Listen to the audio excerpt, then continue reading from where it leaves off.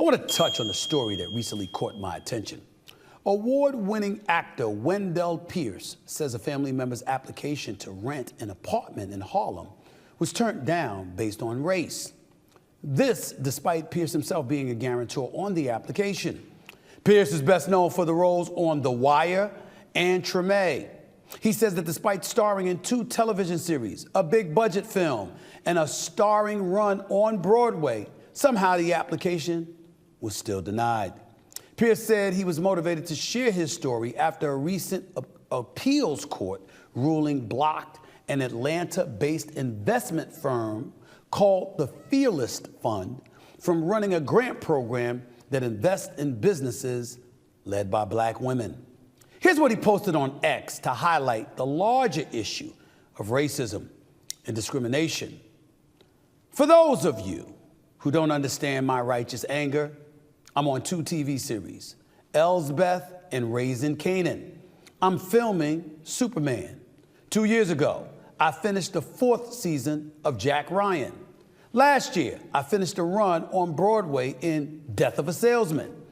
Even with my proof of employment, bank statements, and real estate holdings, a white apartment owner denied my application to rent the apartment. In Harlem, of all places. Racism and bigots are real. There are those who will do anything to destroy life's journey for Black folks. When you deny our personal experiences, you are as vile and despicable. End quote.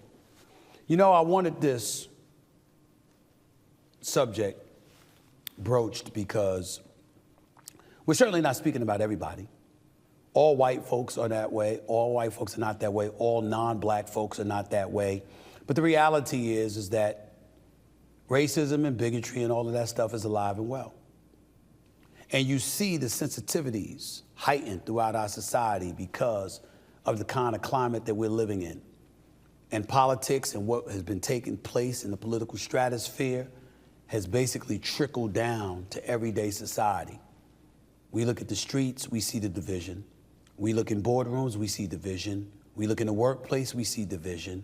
We don't see unity. We don't see decency in a lot of places.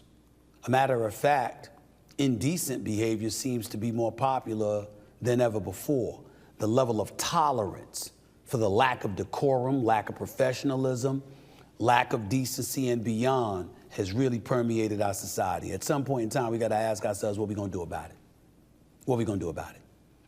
He brought that up because he knows that he's an accomplished professional actor who warrants respect and a core level of decency that most of us simply don't get.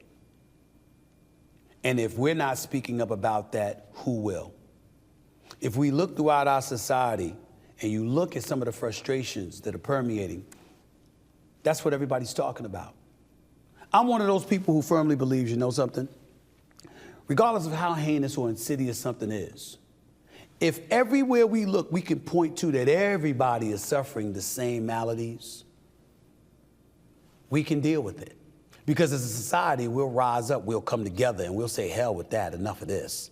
And change will be made. The problem is when a group of people who are not even any longer the dominant minority in this country still finds itself subjected to the kind of nonsense he highlighted. Even when you got money, even when you got a bank account, even when you have a professional career, and you're dismissed as easily as he was, it does dissipate hope, which elevates frustration, which means things never get better that way. I keep telling everybody, society is only as great as its weakest link. Folks who are at the bottom and treated as such will ultimately find a way to make sure you feel their pain too. And they ain't wrong for doing so. We got to get it together. We got to get it together.